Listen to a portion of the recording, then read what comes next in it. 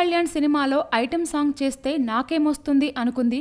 చివరికి సోగ్గాడే చిన్ని నాయనా సినిమాలో అప్పటికే బుల్లితెరపై ఆరబోసిన గ్లామర్ అంతా ధారపోసింది. అయినా కూడా పెద్దగా వర్కౌట్ కాలేదు.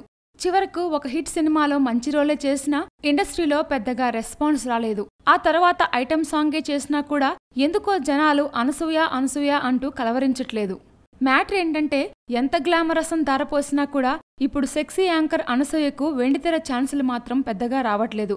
బుల్లితెర మీద తన మాటలతో తన గ్లామర్తో అమ్మడు తెగ ఆకట్టుకుంది. కానీ ఆ తర్వాత వెండితెరపై మాత్రం తన సత్తా చాటడంలో విఫలమైంది. అందుకే రోల్స్ చేయడానికి రెడీ అని చెప్పినా కూడా ఎందుకో పెద్దగా బ్రేక్ రాలేదు.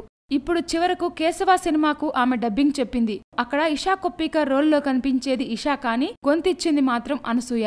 ఆమె వాయిస్ కారణంగా ఆ పాత్రకు నిండుతనం వచ్చింది. కానీ లాభం ఏముంది, అదే రోల్ అనసూయకు కూడా ఇచ్చుండొచ్చు, కానీ ఇవ్వలేదు.